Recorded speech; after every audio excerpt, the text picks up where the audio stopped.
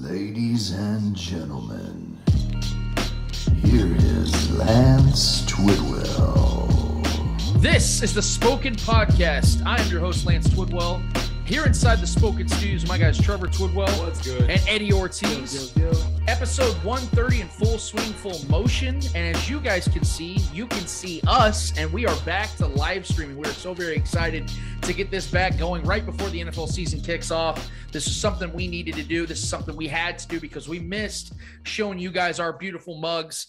This is what needed to happen all along, man. We missed it, and we're glad to be back here doing what we do here at the Spoken Podcast. As you can also see, we changed up the scheduling a little bit because of the fact that now we are recording on Saturdays as opposed to Friday nights, which is better for us, and I think it's better for everybody as we get to wake up on Saturday and have our coffee, have our morning breakfast, and then have ourselves a Spoken Podcast. And we're going to start the show off right hot out of the gate with our guy from the Shaggy Shane Show. He is the guy that I like to call the OG of Chiefs fans. He's been around since I can remember. He's been around longer than I have. He has the stories. He goes into these trances where he can remember where they were on what field position they had in a 1977 Week 3 game against the damn Arizona Cardinals. And speaking of the Cardinals, we have a preseason game that we're going to be talking down and breaking down as well, and talking about the season as a whole with our guy, the one, the only, Mr. Shaggy Shane Williams. How we do tonight, Shaggy? Hey, what's going on, guys? It is late August. Football is in the air, and a young man's fancy turns to Kansas City Chiefs football. Ladies and gentlemen, boys and girls, Kansas City Chiefs freaks worldwide of all ages, it is a privilege to be back on the Spoken. We are game planning like no other. We're winging, we're flinging, and we're stinging, baby. You know what's up. It's honest to God. I'm thrilled to be back with you guys. How in the hell are you three doing this afternoon?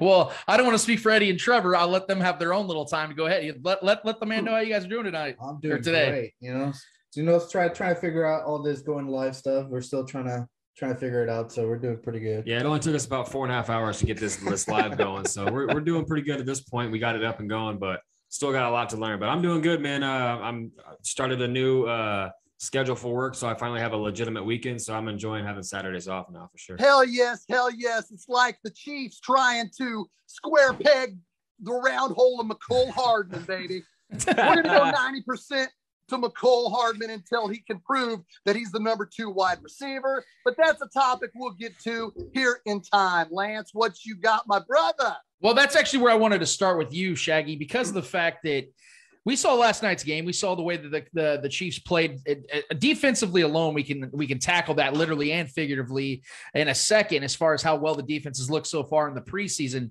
But I definitely want to start there on the offensive side when it comes to the receiving options for the Chiefs. Now, there has been a lot of speculation and debate as to what McCole Hardman really is. And I've always been somebody that has been at first a little quietly supportive of a McCole Hardman because I wanted to see what he could bring to the table.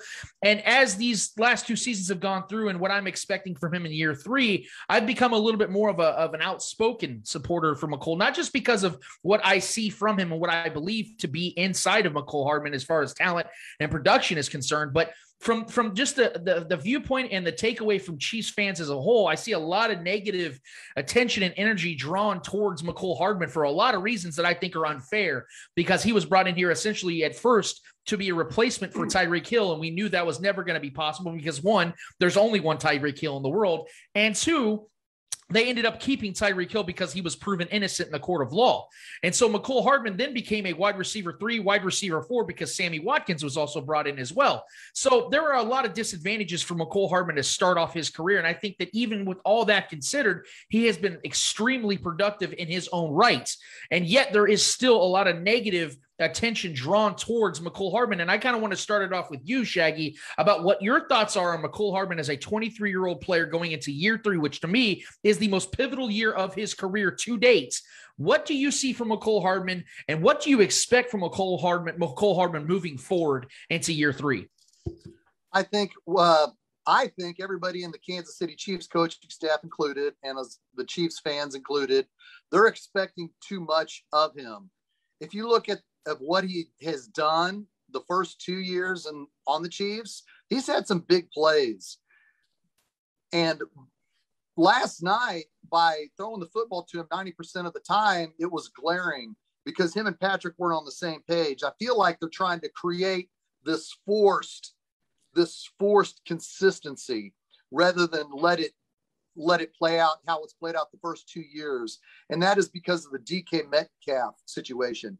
DK Metcalf is such a beast and is the go-to guy in Seattle for Russell Wilson. And he's just been such a phenom that I think it's creating this pressure for Andy Reid to prove that McCole Hardman is just as good. So we're seeing Patrick throw more emphatically more to McCole last night than ever. You know, the Chiefs offense moves precisely. We've seen that since Patrick Mahomes has been here, since he started day one.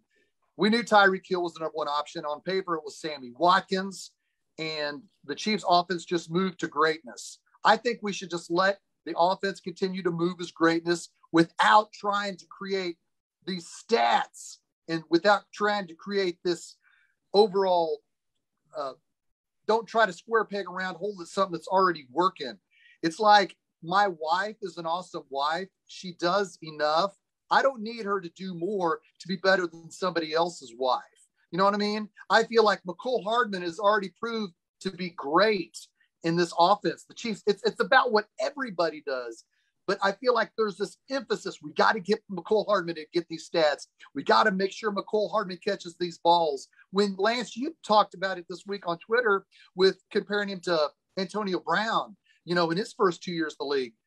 McCole Hardman has already proved that he's a damn good receiver, but there's this emphatic emphasis to put so much pressure to prove that he is the number 2 wide receiver. We could pontificate and argue and say who is the current number 2 wide receiver on this roster. I myself like Pringle being the number 2 wide receiver, but that's the only thing we're saying is, well, he's the number 2. But as a whole, the offense has proven that they can move, and McCole Hardman can still make these plays. He doesn't need a certain number of plays to prove he's the number 2 wide receiver. Let's just keep the offense moving. Let's not put more pressure on Patrick Mahomes, even though Patrick Mahomes can handle pressure. I mean, come on. He's the freaking greatest. Damn. But back to the point, let's just let the offense be the offense. We don't have to throw it to McCole Hardman 90% of the time to prove this offense can move. The best thing about this offense is Patrick Mahomes can go through his progressions and hit everyone that's open. We've seen that the first 3 years. So let's keep it simple. Let's let nature take its course, and let's let McCole Hardman be McCole Hardman and Patrick be Patrick. Well, and then we see on the offensive side as well, as training camp is now closed, and we've seen the Chiefs now having to go from, I believe they have 85 players on roster right now, and they have to cut it down to about 53. That's a lot of moves to have to make. And this team seems to be very stacked at a lot of key positions. Now, we look at tight end. Now, most of the time, at most, you're going to keep three tight ends to start the season. But in my opinion, the way this Chiefs team is currently built and what they can do offensively going into this season, I would like to see them keep four tight ends. And the reason why is because you obviously have Travis Kelce and Noah Gray, who they're very big on. Blake Bell is brought here to be a blocker. He's already had a tenure here before a couple years ago with the Chiefs, so we know why he's here. But Jody Fortson has been nothing short of impressive at training camp and in the preseason to this point. And he's a guy that I know you've been big on. There's a lot of Chiefs fans out here that really want to see what he can do as a converted wide receiver to now tight end.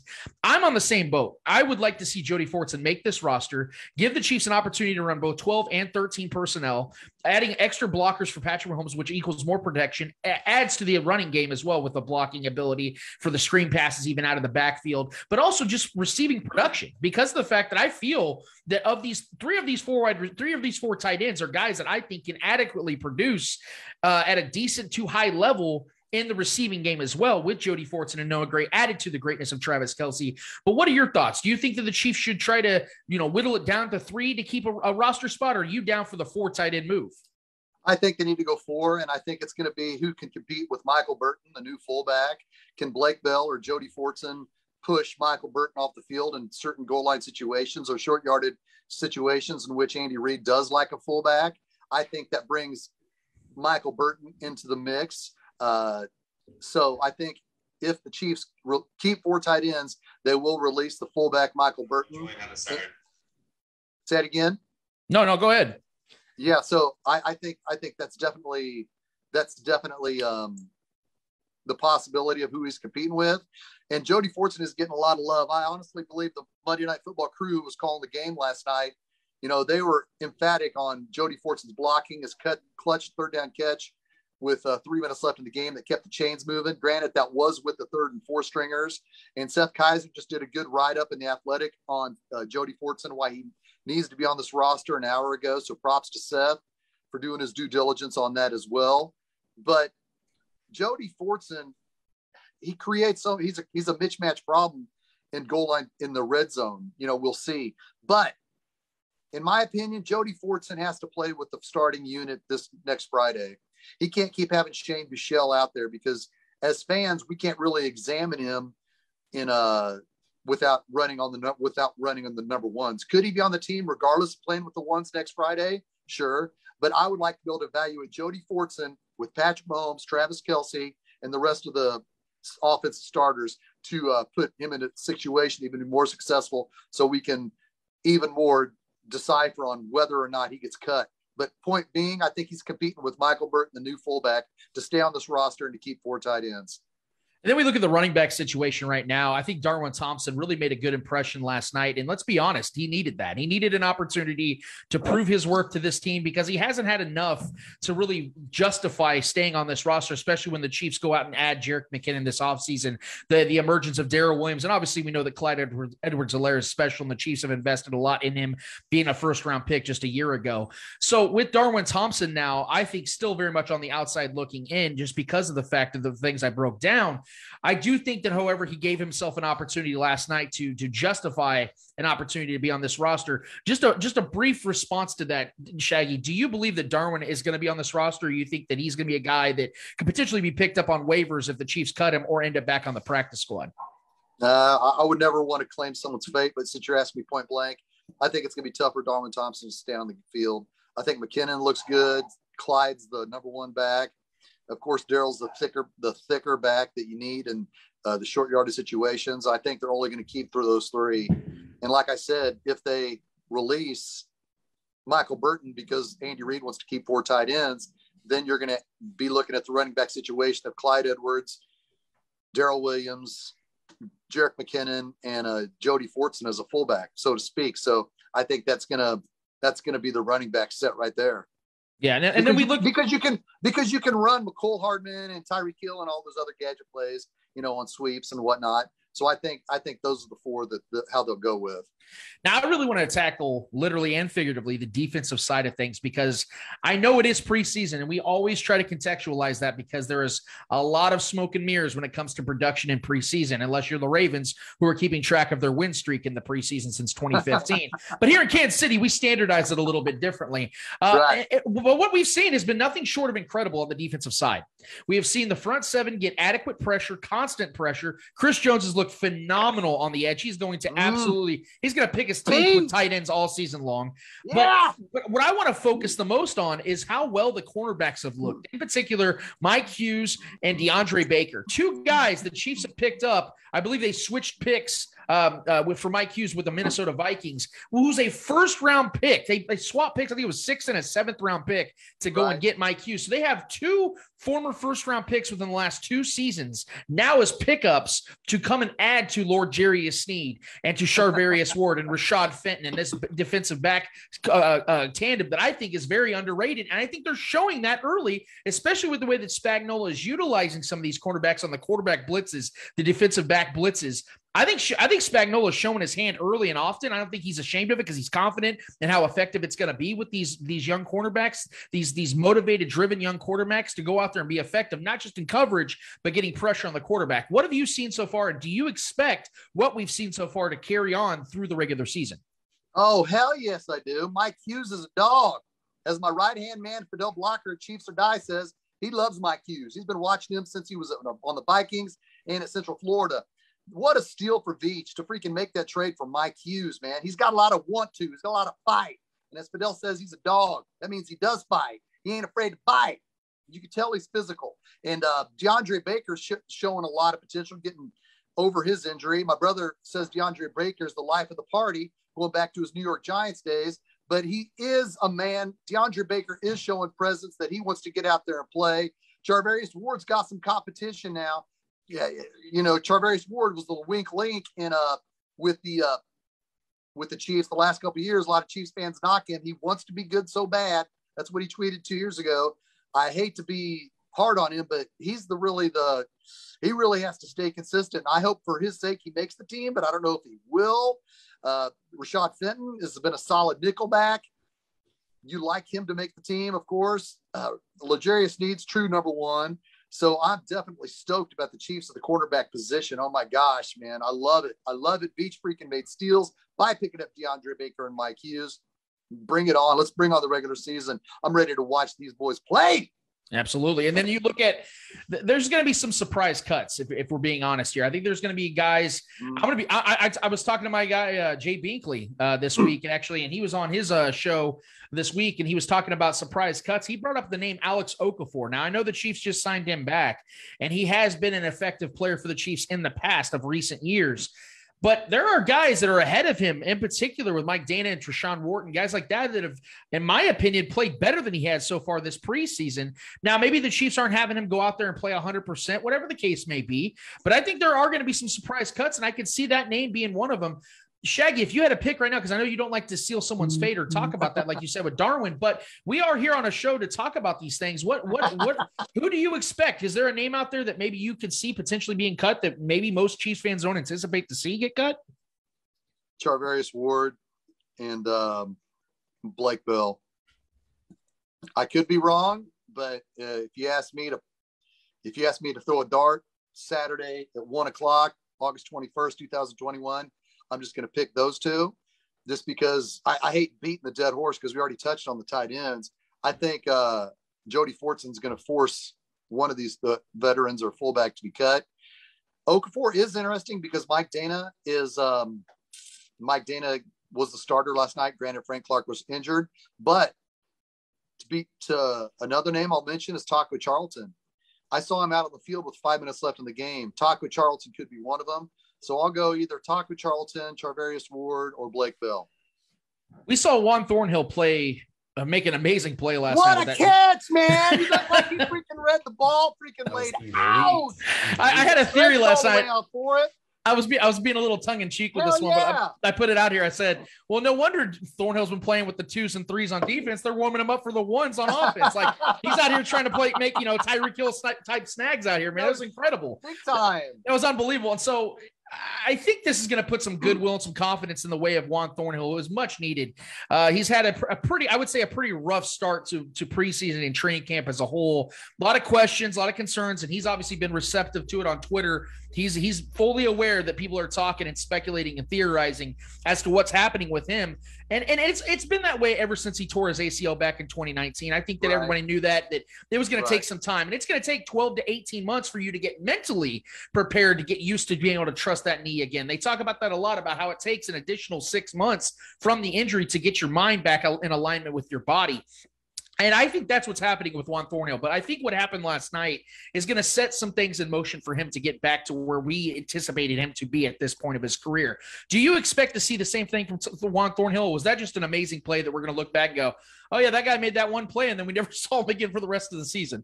Oh, no, I believe he's got that game in him. He had to get over that injury. And I think putting him in with the second and third string during training camp has given him more drive, because he has got he's had some, not a lot, but me and you have talked about this before in private, and as well as I posted in the Spoken, where Tim Grunhard pretty much said Juan Thornhill is the replacement, the replacement for Tyrann Mathieu. That's why he's not getting extended. That's a separate topic.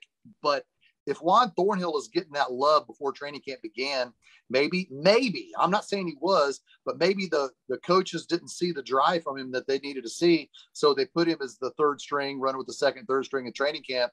But I like Juan Thornhill getting more playing time in preseason, just like DeAndre Baker and Mike Hughes, because they're coming off injuries. So they're getting multiple reps. They're working out the kinks. They're getting things ready. They're getting themselves ready to play in the regular season, so they're getting more reps. I like Juan Thornhill getting out there, making hella freaking interception, putting extending his arms as long as possible, diving for the ball. He read the quarterback, but I like him out there for a lot of the preseason games to, like I said, to get back to where he was in 2019, because this kid has got it. It wasn't a fluke that Juan Thornhill had that rookie season. No, it wasn't. The kid has got it. Do I think he's going to be the heir apparent to Tyrann Mathieu? No. I think they will find a way to get Honey Badger's deal extended. But I think Juan Thornhill is definitely somebody they want to freaking hang on to and play here for a long time. Now, Shaggy, I want to get your thoughts on this, because every single team, every single fan, they always have speculation as, okay, who's the dark horse? Who's going to be this guy that rises up from the ashes that you did not expect to be an effective player? Like we had 2 years ago, you had your Mike Pennell. Last year, you can make a theory of a few other players as to who you wanted to, give credit to. But there's always a dark horse player. And for me, I think it's Jarran Reed. I know that he was a big acquisition in the offseason, but I think a lot of fans are somewhat, I don't want to say overlooking it, but maybe undervaluing a little bit about how big of a pickup that truly was, because of how well Frank Clark played back in Seattle with Jarran Reed by his side. Now he has him here in Kansas City. And so I think Jarran Reed's going to be the guy that really surprises a lot of fans and plays big in some big moments and in big games. And that is my dark horse pick as far as a player that most people are not expecting to see play at a high level this season. If you had to pick a dark horse player this season, Shaggy, who would it be? Byron Pringle, just because the offense doesn't slow down with him on the field. And I know people think, well, he's not really a dark house. He's not really a dark horse because he's already got some good game film on him the last 2 years in the NFL. I think he's going to be consistent. I think he's going to have a great year. And I think Byron Pringle will win the number 2 wide receiver spot. And I think he's going to show the world that he's not just number 4 wide receiver on the roster. Byron Pringle's my dark horse. We know that the Raiders, the Saints, and I believe the Bills have now moved towards having proven vaccinations for fans to attend games. They do not have to wear masks, according to the reports, especially, I believe, in Las Vegas in particular. But they are offering that when you come to games, if you have not been vaccinated, they will give you your first dose of vaccinations at the facilities. I want to get your thoughts on this, because I was on the artist chief Corey Jones's show this week. He asked me this very question. I have my take on this as well, but I think the bigger picture, the bigger question isn't whether these teams are going to be standalones, but when the other teams, including the Chiefs, are going to start to move towards that trend as well, because obviously the Chiefs are not as an open door stadium, which is my theory. I believe that because of the fact that Las Vegas and New Orleans in particular have closed door stadiums, they have the dome stadiums, they had to do something like this to start their season. But I do believe that you're going to start to see these open aired stadiums move in that direction as well, and having people show that they've been fully vaccinated. What do you think? Do you think that's how it's going to be this season? The Delta variant isn't screwing around, and this world will change. And this pains me to say, Lance, Eddie, and Trevor. This really pains me to say, and I hope to God it doesn't happen. This world will change when kids start dying from the Delta variant. And if these kids start dying from the Delta variant, because they're getting it, it's all over hospitals. It's all hospitals. These kids are getting sick. They're in ICUs. Once parents start losing their children through the COVID-19 and the Delta variant, we are going to see the world change. We're going to see our jobs change. We're going to see the NFL, the baseball, NBA. We're going to see everything change to where you want to cram 78,000 fans into Arrowhead Stadium. Well, we got all these kids in ICU at all these hospitals all over the Midwest as well as all over the United States. We think we better have everybody vaccinated before we cram these people together. And some could say, Shaggy, you're just paranoid. Shaggy, you're just a hater. I'm not. It pains me to say it. But like I said, once these kids all start dying, the world will change and everybody will get even more vaccinated. We're trending that way, brother. I want to be wrong. Well, moving to another, I would say controversial, but not as controversial of a topic, but it is very controversial here in Kansas City. We don't like change, especially here in Kansas City. We like things to be a very traditional way. And I think anything that we've known about the Patrick Mahomes era is that change is inevitable, and it's always been positive. But we've seen some changes to the actual stadium, and we've seen that there is now a neon sign on the right side of the stadium that says GEH Field. And a lot of fans have taken exception to that. They don't really like the change of this. But I feel like this was inevitable when you have a franchise that is now essentially the face of the league. You have a player who is the face of the league, and you've had so much success over a 3-year span. And with the money and the endorsements and things like that coming in, if you want to keep a franchise successful, you're going to have to make moves like this. And I think this was inevitable. So it didn't really shock me. And I don't really have a personal problem with this, because as long as Patrick Mahomes is our quarterback, and as long as this team is winning, I'm focused on those two factors. I'm not focused on other things that I feel are very trivial, but I respect fans feeling a certain way about this. And Shaggy, because of the fact you're one of the OG fans out there, a vocal majority out there, I would like for you to speak on your behalf as far as how you feel about the changes to the stadium. If Geehaw Field wants to impress me, throw a dome over it. Throw a dome over it. Let's get some Final Fours. Let's get the Super Bowl here. And then I'll be like, Geehaw!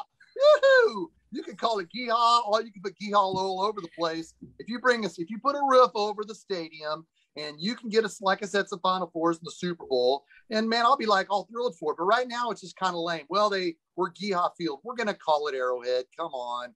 We're not gonna say, are you gonna go to the game at Geehaw Field at Arrowhead Stadium? Nobody's gonna say that. We're gonna say we're going to Arrowhead. Nobody's gonna say Geehaw Field's the loudest stadium in the NFL. No, it's Arrowhead. Geehaw, you want to impress me?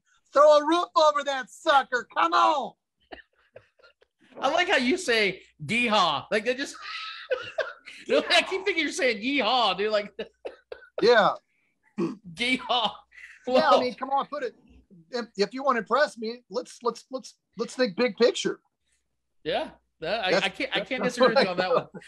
Well, before we get you out here, Shaggy, I always let you have the floor, because I know you always have such insightful thoughts and viewpoints on things when it comes to the Chiefs, man. And I know you and myself, along with our producer Clay Windler, you and I, two of our best friends, man. You guys are two of my best friends.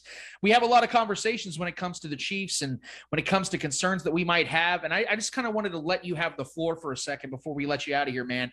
Is there anything that you're concerned about with the Chiefs? There's the things that I know you're excited.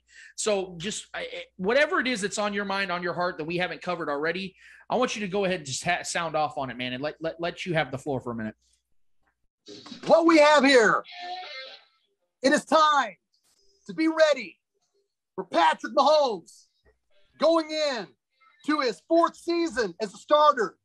Is my math right? 18, 19, 20, 21. Yes. Patrick has the best offensive line he's ever had. That is not only something to be excited about, that is something to strike fear in every opponent the Kansas City Chiefs face this upcoming season. Now, we can sit here and pontificate and disagree and debate the tight end situation. Darius Fountain, oh my gosh. Darius Fountain has proven that the Chiefs fans were too high on Carson Powell, the 5th-round draft pick. Darius Fountain looks like Big Daddy Dwayne Bowe in his prime, wearing number 82, catching the ball over the middle, being physical. Do not dismiss this Darius Fountain. Where's Powell? Why haven't we seen him? He's getting on late in the game, but we're going to have to see when Arrowhead Stadium next week on Friday. Arrowhead's 4 miles from my house, which you know is a short drive to the countryside where you go when you can't run and hide. So many questions like, man, is Frank Clark going to get on the field? I'm worried about his hamstring, and I'm also worried about his suspension to be. Is it going to happen? I don't know. But when Frank Clark played next to Jerron Reed in 2018, Frank Clark had 13.5 sacks, and Jerron Reed had 10. We got to get these bad boys together. It's not a crime to have an Uzi in your back seat, unless you're in California and it's sitting in a duffel bag. So we're going to want to be careful moving forward. I'm ready. I am so ready for this season. Lance, I will be sitting next to you at the home opener. Lance, I will be with you week 2 in the studios of Red Tribe Cinema, partying it up with our old ladies. Lance, we're going to do it. We are going to do it the first 2 weeks of the season. I got you on my post game.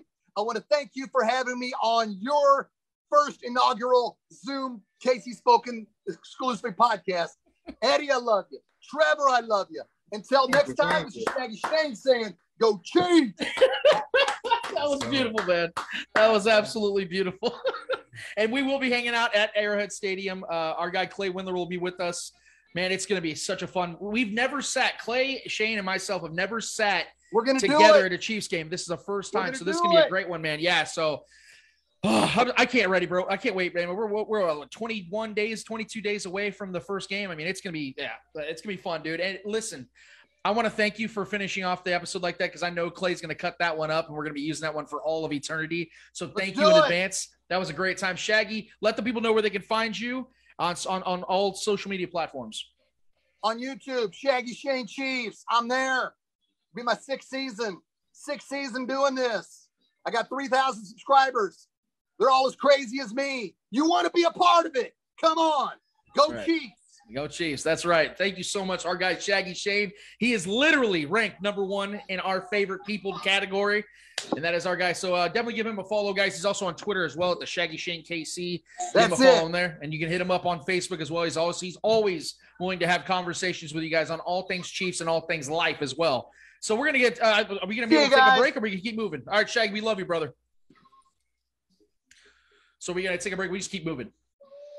We're new and we're just going to keep moving. All right. So now, look, guys, we could have kept Shaggy on the show the entire time. That was incredible. But I want to get to Eddie and Trevor as well because we started off the show, getting some ideas about, what Shaggy's viewpoint is on McCole Hardman. Now, before last night's game, let me just go ahead and put this out there. And I'm going to get Trevor and Eddie's thoughts on this because this is very important to me because I know that the whole the question and the debate whether has been, who's going to be wide receiver 2. And I know that there are so many fans out there that believe that Byron Pringle is going to turn this corner. I know our guy Shaggy feels the same way. I know our producer Clay Windler feels that way. A lot of people feel like this is Byron Pringle's time to really take that next step. But I think we need to sit here and address something that's very important when it comes to the wide receiver position. And I know this might be tough to accept for some people, but it is the truth. And I was talking to Trevor about this before the show.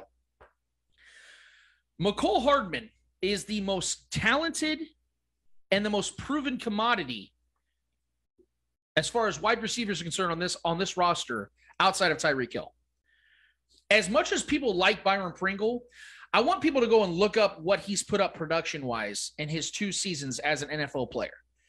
It doesn't pale in comparison to what McCole Hardman has brought to the table to this point.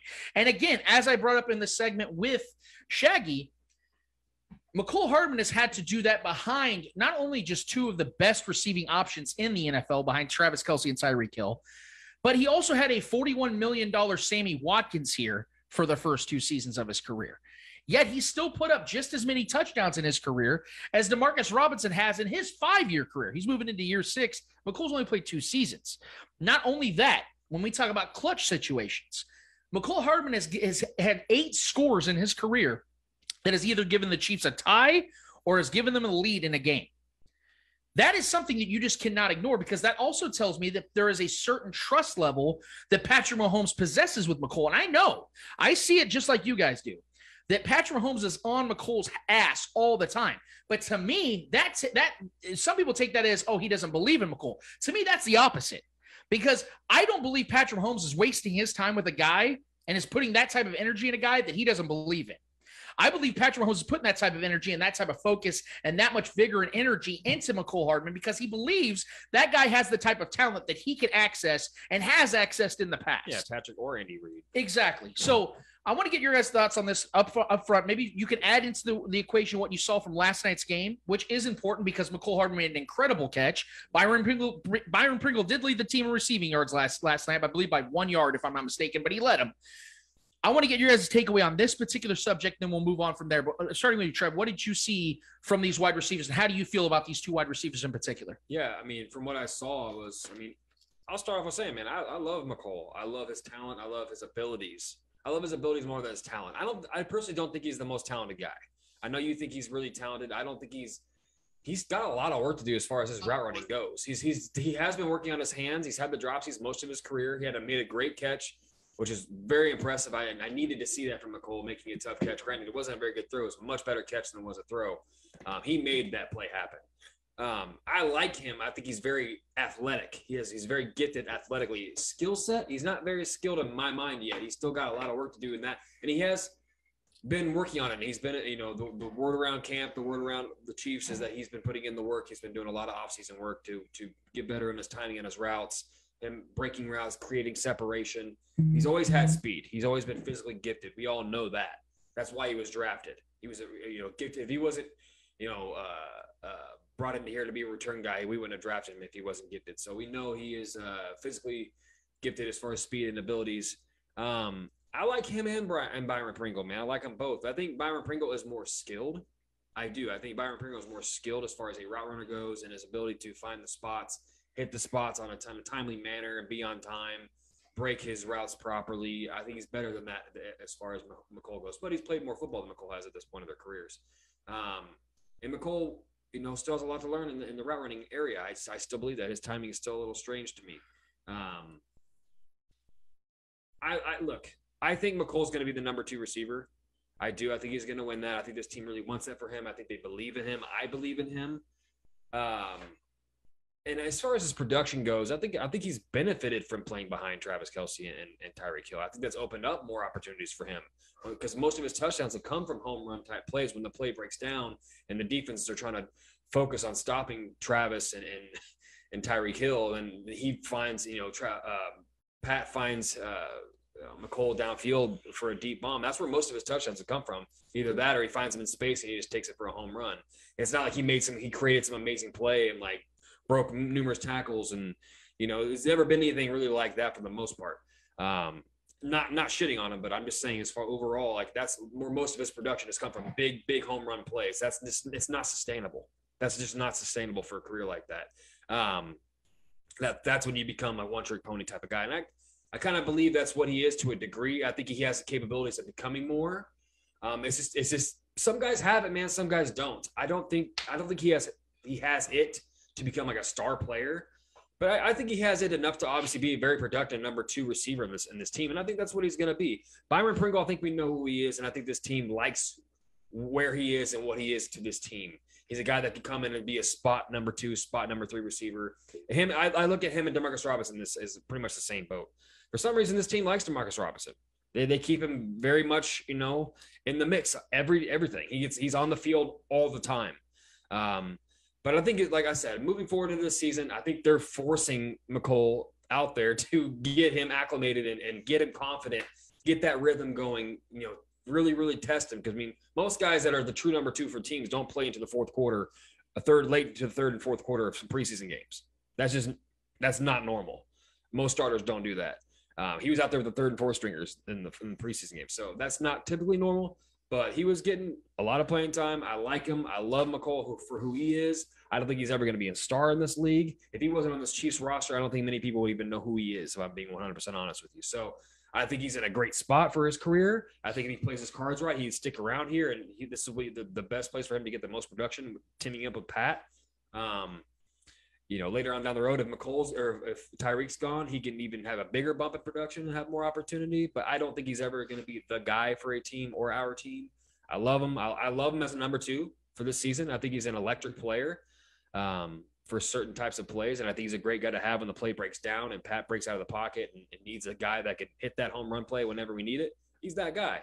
But I don't look at him as a true weapon, to be honest with you. That's my takeaway. But I like him and Pringle, but I think McColl's going to win the job. And I think he already has, to be honest with you. Yeah, I'm going to go with Trevor on this one. I do think McCole has that number 2 spot locked. Even though last night he did not benefit from having Mahomes on the field at all. If anything, I think Mahomes made him look a little worse than what people were Pat didn't play good. Hoping. Yeah. And I know there's going to be a lot of Mahomes fans out there that are going to be like, it's not Mahomes. Last night, Mahomes made Harmon look like shit. Why? Because his throws weren't accurate enough. He made Mecole seem like he was out of place. He missed him on an easy touchdown. He did. Yeah. But Mahomes threw those balls to him to where they were not catchable by him. It's just we gotta see how it is, and I think people are reacting to how McCole was, I guess, viewed because of those passes. So that's why people are knocking him because of what happened last night. Because having Mahomes play first quarter and then some of the second quarter and not having that connection, McCole Hardman, I guess, not catching those balls, but. We gotta say that it wasn't his fault last night, but I think he has the skill sets to be the number 2 guy here. I think he is the better option out of Pringle and Demarcus Robinson. Bill Pringle can come in there, and I agree with Shaggy. He can be that dark horse and surprise everybody and become that number 2 weapon for Patrick Mahomes out of nowhere. You know what I mean? McCole could come in, start the season pretty slow and just continue the season slow. And then we can see Byron Pringle come in and, take over week 1, week 2, week 3. And we can just see him progressing throughout the season. That can only make McCole Hardman disappear from this roster. That would not be good news for McCole Hardman because, like you said, DeMarcus Robinson seems to keep getting plays and constantly playing. I don't know what they like about him as a player. I don't know. But I think if there's a reason why they have him in that position, I think Miko can be like, if he's not that number 2, then I can see him as being out of the team in the practice squad or something like that. Well, I think they were flooding him with targets last night to really test him. Yeah. And I think he passed. I think he played really well last night. I thought he was very impressive. Pat is the one that, like you said, Pat made him look worse when Pat was out there. He missed him on a couple plays. Unfortunately, once Patrick Mahomes got out of the game, McCole Hardman started having a good game. We all know that. Which is ironic because Chad Henne, the big touchdown that McCole caught in the game was actually a bad throw from Chad Henne, too. The play that set that up on that drive was great, though. The Byron Pringle pass was unbelievable. Yeah. But I just want to respond quick. I don't want to sit on and talk about McCole the entire time, but I feel it is the elephant in the room right now because a lot of people, I believe, I casted the poll last night on our social media platforms if people took that game and if their opinion changed on McCole negatively, positively, or indifferently on McCole. And 67% of people said no, it did not change their opinion. And a lot of people are negative on McCole. And the reason I push back on it is because of the fact that, like, to your both you made almost the exact same point in regards to Byron Pringle advancing in this offense and how McCole Hardman hasn't taken that next step in regards of being more of a versatile player that gives you more than just the highlight reel plays. But see, in this offense, with the current structure of Travis Kelce and Tyreek Hill being in place, that's kind of what you need from a guy like McCole. That was my point. Yeah, so he fits that mold. To that point, if we're being honest here, I don't think anybody can definitively say they trust Byron Pringle to make plays like McCole Hardman can. That's why I don't think he's going to win the job. Right. So therefore, McCole Hardman, to me, fits this role perfectly as to what he is. The plus side of this is the fact this is now year 3 for McCole, which gives him an opportunity to really push himself. And I think from training camp to preseason, now walking into the regular season, that is now his motivation. That is now his opportunity to see that. And plus the fact that the Chiefs, I don't want to speak for other teams, but we see a lot of Chiefs players pay attention to what people are saying to them about them on social media.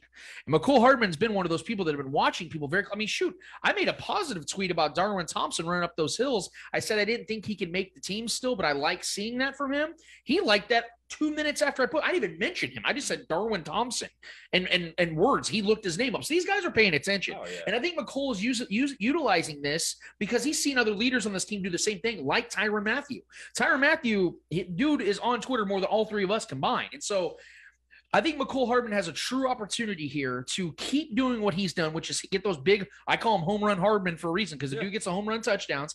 But I think that the reason they were targeting him last night on a lot of intermediate passes too is because they want to show that he can do those things as well, which I do believe. Because if you look at his NFL draft profile, that was one of his strong suits coming out of the draft, is the dude could run routes. He got lazy with it because I think he found his niche in this offense because, again, he didn't replace the guy he was supposed to in Tyreek Hill. So therefore, he kind of took a step back and said, okay, let me just play my role. I'm going to do the go routes. Well, now that's not the situation anymore. Now they're asking more of him, and I think he took that initiative this offseason, during training camp, during preseason, and that's why you're seeing him get these types of opportunities. Patrick was not great last night. Patrick was shaking off some serious rust last night. Yeah. So you're right. You both are right on that he didn't do any favors for McCole Hardman, because McCole Hardman was still getting shit on, and Patrick's throwing balls that are 11 feet in the air. McCole ain't catching that. Calvin Johnson's not catching some of those. So that's not fair to put that on McCole, because none of those incompletions in his way were his fault. Those were just bad passes.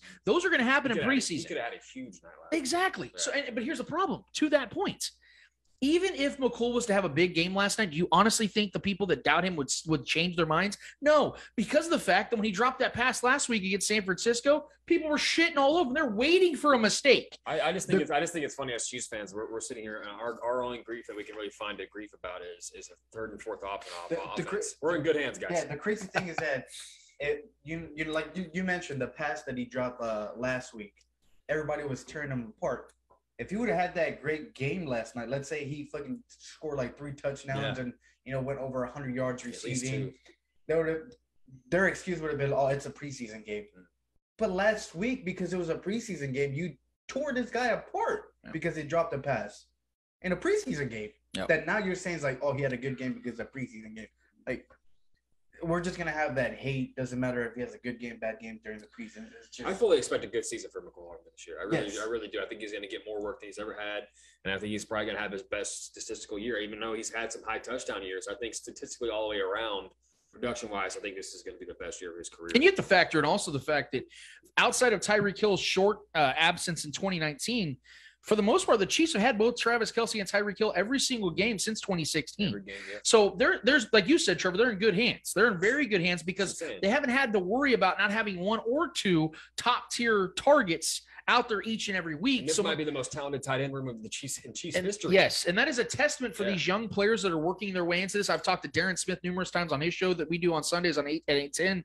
And I said the beautiful thing for this roster in particular right now is that a lot of these young guys, if they were to have drafted almost anywhere else, walking in, there's all this heaping pressure and expectation for them to be day one contributors. You look at Noah Gray. You look at Josh Kando. You look at Cornell Powell, who I still think makes the team, but he's on the edge. He's on the edge right now. Yeah. You look at Nick Bolton. You look at outside of Creed Humphrey, who's going to be a starter this year, none of these young draftees have any real expectation coming into the season. People are high on them. They like their talent, but no one's expecting Noah Gray to come in here and lead the tight ends and receptions and yards and touchdowns. No one's expecting Nick Bolton to come in here and lead the team in tackles. No one's expecting Josh Kando to come in here and lead the team in sacks. The pressure is not on these guys because who is the focus on? Well, Chris Jones moved to edge. Well, Tyrann Mathieu is on the contract here. We got to figure out what's going to happen to him. Patrick Mahomes is the best quarterback in the NFL. Tyreek Hill, working on a Hall of Fame resume. Travis Kelce, greatest tight end ever. All the focus is everywhere else. Outside of Creed Humphrey, none of these young players have to worry about any of that. But see, this is where the pressure starts to mount on guys like McCole Hardman, guys like Clyde Edwards-Helaire. Clyde Edwards-Helaire is the next guy I want to talk about because he did get an ankle injury last night. It's a high ankle sprain. He will be ready for week 1 of the regular season. He probably will not play next week. It's a minor sprain. It's a minor sprain. He'll be fine. He will be fine. He'll be sore, but he'll play against the Browns next in 2 weeks. Now, with the offensive line, we've seen it in small glimpses, and obviously they play a very vanilla offense going into preseason because you don't want to show anything, put anything on film. And Andy Reid always has new concepts he comes up with and new wrinkles every single offseason work going into the year. So we're going to see some fun things that the rest of the league copycats. I can't help but ignore, though, guys. I can't help but acknowledge and not ignore what we saw the offensive line build for Clyde Edwards-Helaire in the A through C gaps against the Niners and against the Cardinals last night. I mean, even in the pass game, you saw how open things were for Clyde and Darrell Williams. I mean, they didn't play a lot. But to see all those holes, we did not see that ever last week. The only time I could really point back and say that we saw that last season was against the Bills. Yeah. And that's because the Bills had one of the worst front sevens in football. So that wasn't shocking. But this is the type of offensive line that's going to give the Chiefs that type of opportunity early and often against whatever opponent they have. And if you look, this is why I love the schedule so much, guys, because of the fact that the first 4 to 5 weeks, the Chiefs are facing one of the three of the better defenses in the league and tough front sevens. Early tests, man. And everyone's talking about this, this offensive line being, young. Well, here's the thing, and I want to delve on this too, and then we can talk about Clyde and this at the same time, because they coincide, if you ask me. To me, I understand a fan's fear of, man, there's 3 essential rookies on this offensive line, and we just saw what happened in the Super Bowl and all, there's, the lack of NFL experience and all these things. Okay, for me, I would rather have supreme talent that has 0 NFL experience than mediocre talent with tons of NFL experience. We saw the Chiefs offensive line last year in the Super Bowl, although inept, there was guys on that offensive line that had plenty of NFL experience. Mm-hmm. They just weren't good. Yeah. And now you're looking at this offensive line, 0 NFL experience, but guys like Trey Smith that were getting praise from all categories of people that report on the NFL. You're looking at Creed Humphrey, one of the most coveted pieces out of the NFL draft this year as far as offensive linemen are concerned. And Lucas Niang, being a guy that Chase Young from the Washington football team, one of the best pass rushers in football, has said was the toughest guy he faced in college. So give me talent and let Andy Reid and this coaching staff coach those guys up. I think this team is going to shock people. People are anticipating them to struggle early. I think the opposite. I think this offensive line is going to be effective and strong early on, and that is where Clyde Edwards-Hilaire's production is really going to come to shine.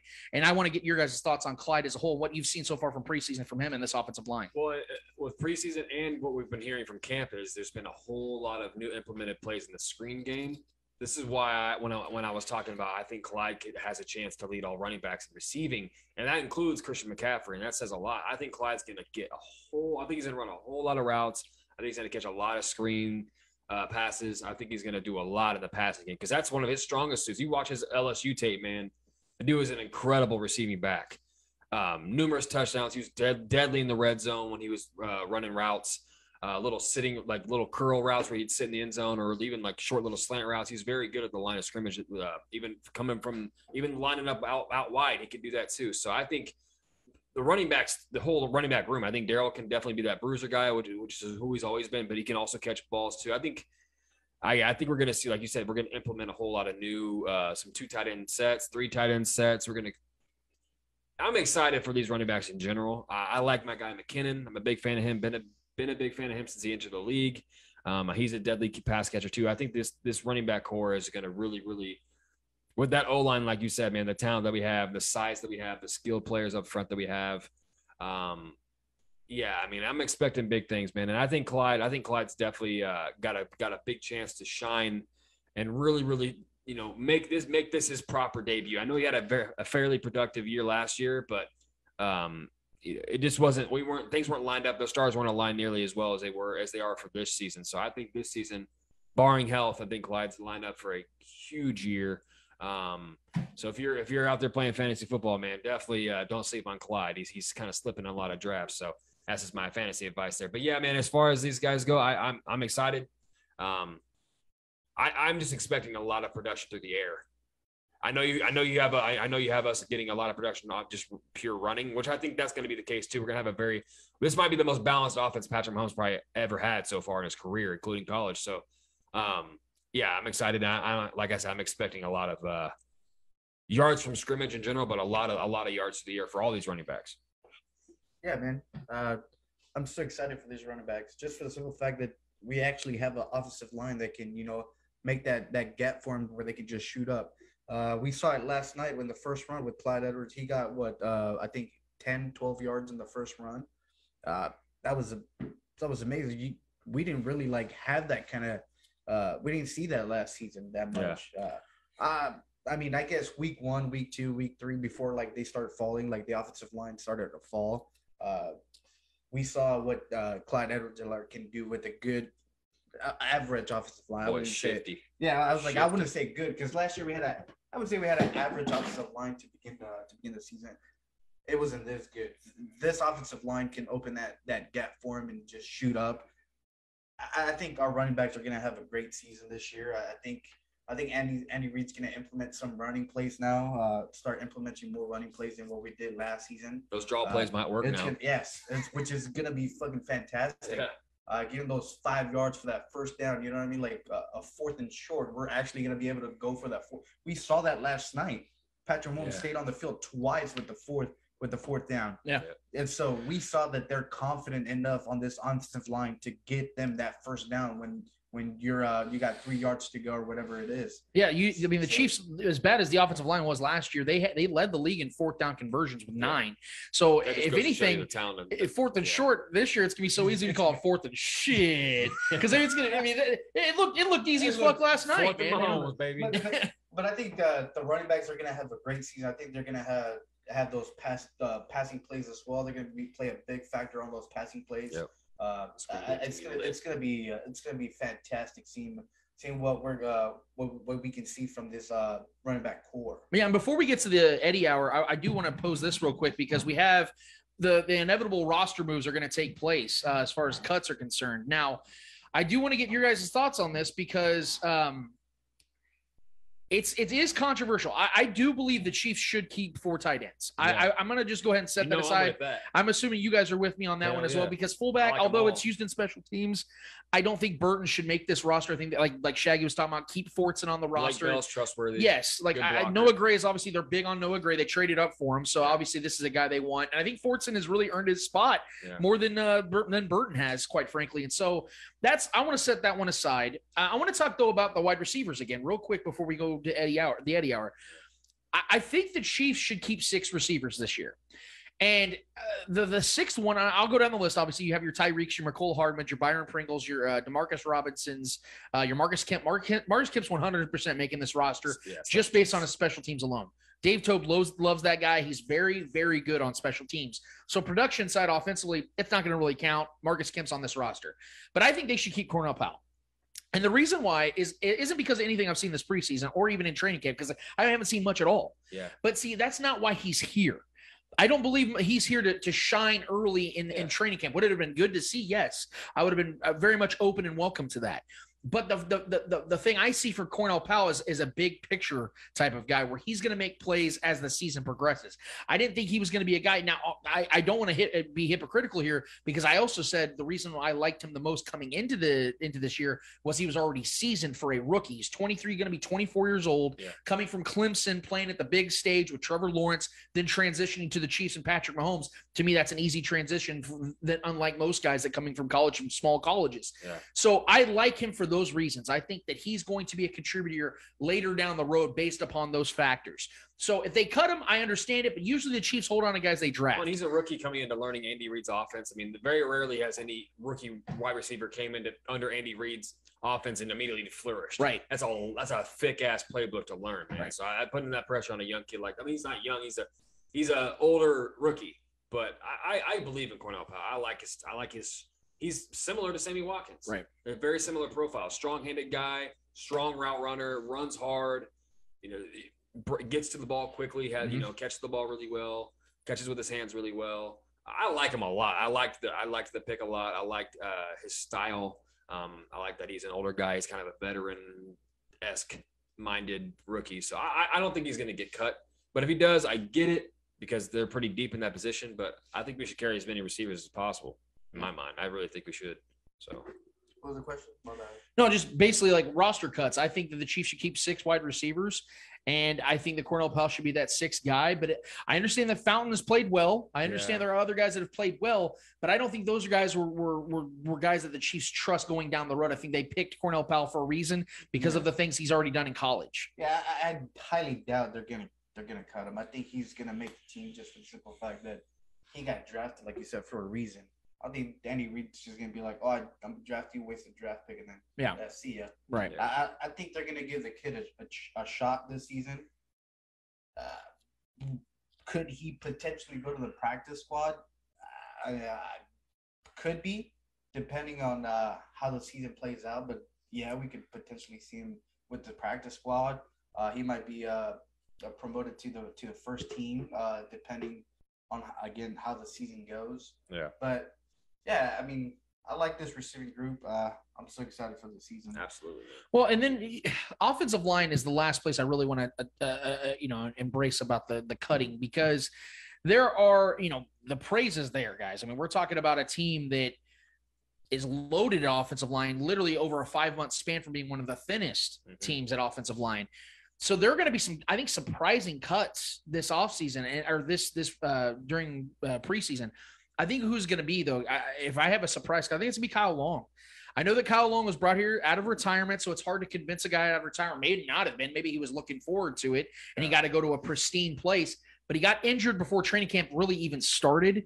A bad leg injury, and at his age and with him already having injury concerns and with this offensive line already being so deep and with Andrew Wiley and Austin Blythe and those guys being there already, it's going to be hard for me to see him make a roster spot. I know Laurent Duvernay-Tardif is a name that also comes to mind because he got hurt again. But here's the problem with Laurent Duvernay-Tardif. He has $7.3 million in dead cap this year. So it actually hurts the Chiefs more to cut him than to keep him. So I think they're going to keep him for another year. He has zero dead cap next season, which I do believe they part ways with him. He'll be 31 at the end of this season. Yeah. So I think that's what's going to happen. But I do think LDT stays on the roster. And I think the guys that stay on the roster, obviously besides the starting five, which is, Orlando Brown, Joe Thuney, Creed Humphrey, Lucas Niang, and Trey Smith. Yeah. I think Austin Blythe. I think Rimmers is obviously going to make the team. He's going to be a swing tackle. Yeah. And I definitely think that LDT is going to stay on the roster as well. I think the Chiefs are going to carry 9 to 10 offensive linemen this year. Not because they're concerned of anybody getting hurt or somebody not playing well, but having veteran presence behind rookie studs like Creed Humphrey and like Trey Smith is important because there is that chance they do struggle. Yeah. And if they do struggle or if one of them gets banged up, then you can put those veteran players right in there and they can work right into it. It isn't too much of a big stage for them because they've already been there. Austin Blythe was a converted guard 2 center and played incredible with the Los Angeles Rams. So he's a really good depth piece. And with those guys considered, I don't think Kyle Long is really long for this world. I don't think he belongs on this team at this point. If he wouldn't have got hurt and he played decent in training camp, I'd be like, cool, keep him. He's an added bonus. You have this experienced veteran guy who's played well in his career, but he's hurt and he hasn't played all training camp, all preseason. I just don't think he belongs on this team at this time. Yeah, Blythe is coming off of surgery. Should be ready to go when the season starts. Kyle Long is probably the lowest hanging fruit here for sure, just because he's the aged guy. He's coming out of retirement. He's not healthy yet. We don't know how healthy he's going to be and how he's going to respond after everything's settled. So I think that would be that would make sense for that cut to happen, even though we made it a thing. Signing him and bringing him here. I like him a lot, especially for his character and who he is and who he's been his whole career. Just having that veteran presence in the locker room also is huge. He's probably the most veteran guy on this roster at the time. So, yeah, I mean I'm all in all, man. I think we've never been so deep at the offensive line all the way around. We have versatile guys that can move around too, which is ideal for Coach Reed. He loves that. But I think we're set. I think our starters look great. I love that we played the entire half with our starters out there just to get that that true mesh with all those guys in there. And man, they look so good. I mean, they really do. And they're not even going full speed. I can't wait till these guys are out there just having pancake sandwiches out there, man. I'm looking pancake sandwiches. I like that. Yeah, with a little sausage. It's a new one. That's a new one. Making griddles out there. Now sausage can stay away from this team. With I agree. I think Long could potentially be the one being cut, but I can see him or LDT being the two chosen ones. They're gonna have to battle it out as to who's gonna stay in the team. Obviously, we haven't seen anything from Kyle Long, and then LDT. What we did see wasn't very impressive. I think they're both gonna be ready for week 1, but are they gonna both make it to week 1? It's gonna be hard. It's gonna be hard to say yes. But yeah, I agree with you guys. I think Kyle Long, his time in KC is running out. Well, and now we're going to switch over to the Eddie Hour and obviously you guys know that this is going to be a different way that we pace our shows because of live streaming again, which I'm honestly, man, I've missed it. I'm glad that we're doing this again because it's a lot more interactive. You guys can perfect it a little bit. Yeah, it's growing pains for sure. The beginning of this was a shit, as our guy Eddie likes to say. But we're gonna push through this, man, and we move on to our next segment with the Eddie Hour. I cannot wait to hear what Eddie's got on this one because, man, there has been a shit ton going outside of Kansas City in the world of sports. So, Eddie, unleash the beast, man. What's going on in the Eddie Hour? Man. I just got about 5 questions for you guys. Pretty simple, pretty easy. I'm going to start it off with, besides Trevor Lawrence, what other rookie quarterback could we see starting week 1? I'm going to say, well, Zach Wilson's obviously going to start week 1 because the Jets have no veteran presence behind him. So even if they wanted to start a veteran instead of Zach Wilson to start the season, they really can't. So I'm going to say that it's Zach Wilson for sure. I guess the question would be, who do I see getting the starting job next as far as in the middle of the season? I think it's going to come down to look, man, I think that Matt Nagy means well with Andy Dalton, but I think he kind of screwed himself because he already has the big-ass contract with his quarterback 3, Nick Foles, who's just sitting there awkwardly that wants another job somewhere else, clearly. I think Justin Fields is going to play pretty quick this year. I do think that Mac Jones is going to get that job from Cam Newton because I don't trust Cam Newton's body. I don't believe that he's going to be able to stay upright long enough this season, so we're going to see both those guys early. But the guy I'm excited about to see the most is by far Trey Lance, and he's also behind an injury-prone quarterback in Jimmy Garoppolo, by far the best spot of all these rookie quarterbacks. So I would say, obviously, you have your Trevor Lawrence, your Zach Wilson's first. Then I think the next off the board is going to be Justin Fields. And I think that's honestly, if you ask me, I think that's what the Bears should do week 1 is start Justin Fields because he's the best quarterback on their roster, no doubt. The game is slow for that dude. He's experienced as hell. He played at a big school at Ohio State. I think he's ready for the big stage. I think Matt Nagy's just trying to figure out a way to keep his job as long as possible. And I don't see how Andy Dalton's that solution. So I would start Justin Fields day 1. I mean, a lot of this clings on with all of these positions outside of, Wilson. He's obviously the starter. It's all about wins and losses, man. If the Bears are winning with Andy Dalton, they're not going to take him out. They're just not. If Garoppolo continues to win, who has a very good win-loss record, which obviously can be skewed by playing with great defenses and great coaching, but Garoppolo has been a very efficient quarterback most of his career, and it's led to a lot of wins. Similar to an Alex Smith, they're similar players. They play safe. They manage games really, really, really well. If the Niners are winning games, I don't think they're just going to throw Trey Lance out there. It really depends if Garoppolo's struggling. I want to see Trey Lance start. I want to see him start. I want to see all these young guys go out there and start because a lot of these teams they need that young, fresh blood. Andy Dalton's not that guy. I never believed in Garoppolo. Granted, he got to a Super Bowl, but I don't think Garoppolo is that guy. I think he's a good backup in this league. I don't think he's a true starting high caliber quarterback in this league. I think Trey Lance has qualities to become an elite player in this league. And I think Justin Fields does too. I think Justin Fields reminds me a lot of a young Russell Wilson. They have very similar qualities. And obviously Trevor Lawrence I think he's an absolute game changer when it comes to him. I think he's going to turn that franchise around. So I think I'm excited to see what he becomes and what he does over there. It's going to take time.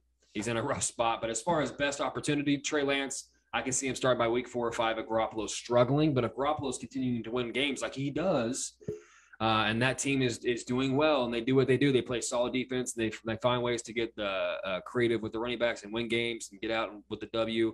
Trey Lance doesn't need to play, and there's no and they could try to follow that same Mahomes route if they're winning. Like we were winning with Alex Smith, there was no real reason, quote unquote, to put Patrick out there.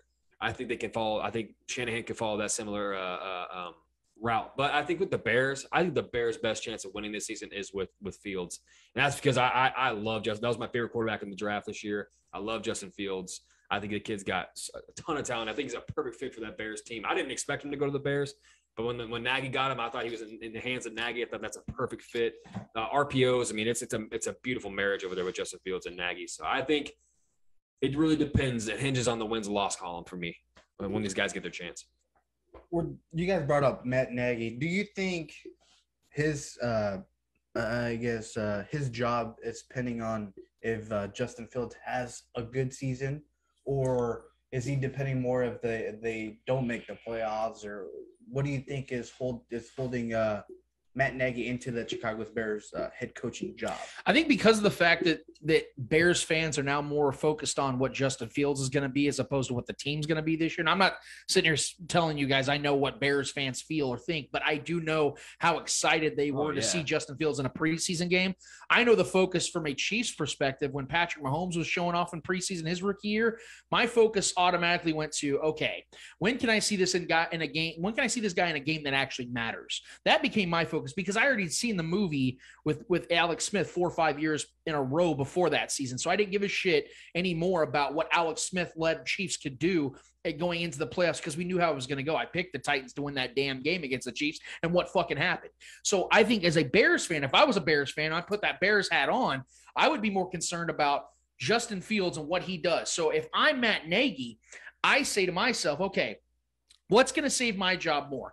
going out and trying to win games with a veteran quarterback that's 33 years old and has been a failure more times than he's not been? Or do I give the reins to the guy the fans want? Because I feel that's what's going to keep his job. Him and Ryan Pace, the GM of the Bears, they're a tandem, by the way. They're going to come and go as a tandem. Yeah. So I think that's how he saves his job, is by letting Justin Fields go out there. Because in my opinion, and I think the fan base and the franchise as a whole would agree, that if they fail or come up short in the playoffs with a rookie quarterback, people are going to hold that on Matt Nagy, especially if Justin Fields plays well. Yeah. But if they go out there and hold Justin Fields to the side, and then they fail with Andy Dalton, I think he should get fired, quite frankly, because he doesn't have the same credence or same clout that Andy Reid had in Kansas City or as a whole. That's why Andy Reid could afford to play Alex Smith in Patrick Mahomes' rookie season. Not to say that that's what I agreed with. I thought they should have traded Alex Smith and let Patrick Mahomes start week 1 or start in the middle of the season. They didn't do that. I'll never forgive the Chiefs for doing that, but I understood Andy Reid's logic and viewpoint on it, and I trust Andy Reid overall. But he even made a mistake. So what's to say that Matt Nagy ain't making the same mistake with sitting Justin Fields as long as he does? I think he needs to start with Justin Fields. I think Nagy's safe. I think it was brilliant to draft Justin Fields, because I don't think they expected him to fall to them. And I think it was a brilliant move to draft him. I don't know if they planned on doing that. That was kind of a pick that kind of took us. I was actually kind of taken aback by it. I wasn't expecting them to draft him, but I thought it was a great fit. I think it's a win-win situation for Nagy right now, because if Andy Dalton plays well, and the veteran guy leads, this team to the playoffs, they have a nice run. That defense is who it is. Allen Robinson is on a contract year, has a big year, plays well this season with the Bears. If that happens, it's a win. And if Andy Dalton fails and he's like, you know what? I handpicked Justin Fields. This is my guy. I want to put him in, and he goes in and he does well. That's a win too. It's like but I mean, if Justin Fields fails at the same time, you have that scapegoat argument. That he was a rookie, he wasn't ready. There's a lot of pressures, but I mean, that Bears roster is a win-ready team. So I think the NFC is just so stacked this year. That's a tough. There's a lot of competition, especially with the Stafford move and all this. The emergence of possibly Trey Lance, adding another factor to that already deadly roster in San Fran. If that happens, I think that team's so much more deadly with Trey Lance at the helm. But yeah, man, it's a lot of pressure, but I think Nagy's safe. I think Nagy's well respected amongst the league. Most Andy Reid tree guys are, but I think it's a win-win situation for him. And I'm hoping the Bears will start the rookie by week 4 or 5. Okay. Next question. After some vaccinated players in the NFL have tested positive, my question is: should they also be tested daily instead of the 2 weeks apart? That's a good question, man. And I think that honestly, that's the only choice the NFL is going to have, because of the fact that, and the majority of the league has been vaccinated to this point. So it's really just going to come down to where their target number is, which I believe that the NFL wants to see 95% of the league vaccinated in order for these types of testings and mandates to go away. They're pretty close to it. I think as a whole, the league is about 88, 90%. So they got a little bit more to go. But in the meantime, I think being more safe than sorry is the goal here. So outside of the 2-week thing, I would like to see them do daily mandated tests for the guys that have not been vaccinated to this point, but they're so few and far between at this point. It's almost like you almost want to, put them in plexiglass, like Kirk Cousins suggested the other day for himself. I thought that was the most confusing thing ever. And outside of 2-week testing, I don't think there's any other realistic option, because the whole plexiglass thing was absolutely absurd. I feel like guys should just go in and get vaccinated and that be the end of it, and we don't have to have these conversations. But I think it's better just to go out there and get vaccinated or get tested every single day, so that way we know for certain how guys are what their health is and what their high level risk is going into each and every week, as opposed to, well, let's risk it this week and the next week we test, and they just got the entire other team that we just faced last week, they're all infected now because they got the Delta variant. Like, I'm not a scientist here, but based upon what we know, it's just better to be safe than sorry. So I would hope they would do daily tests. Yeah, I just wish that we had like a group of scientists that came together and like made like a vaccine, for this things like this. So we don't have to worry about it, things like situations like this. But we're here. We got to deal with the situation that we're in. Yeah, I mean, I just think to follow the protocols that we, that are the safest, that keep players and fans in the safest environment possible. You would hope everyone would just, choose to get vaccinated. I know we got to wait for things to become FDA approved, even though there's been things over, the millennia that have been approved by the FDA that have caused cancer and all these things, but we need the FDA to approve certain things, for whatever reason. But Yeah, I mean, just for sports and in the environment and the enjoyment and the entertainment purposes. I know certain franchises are going to do things differently as far as how their attendance goes. People having to be vaccinated to even go to attend the games. I think that's the best route to go. If you're not vaccinated, you should not be allowed to be around other people that have chosen to become vaccinated. You can feel however you want to feel about that. But at the end of the day, the NFL is a private business. These teams are all independently owned by the owners. So everyone can choose to do how they ever want to do. I know the Bills were doing the thing they wanted to do, and they kind of led the way with that immediately right off the bat as the season was getting ready to kick off. Obviously, certain players didn't like that. Some took to social media didn't like that. But all in all, man, it's all about the safety of the people, doing what's best, following the science as much as we can.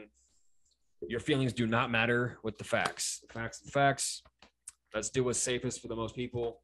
We're all in this together. We're all dealing with this, all of us. So, if you want to go enjoy a game, you're going to have to do what it takes to be there to enjoy the game. And if you don't like that, you can stay home. It is what it is. All right, now let's move into the NBA. Got a couple questions, and then we'll be done. So LeBron James, this was the main talking point for the past 2 days on Twitter.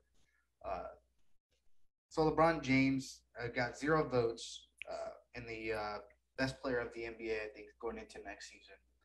I want to get your thoughts on that whole situation. I believe it was 10 GMs or execs that they asked this question, and above the 10 GM execs, he got 0 votes as the best player in the NBA.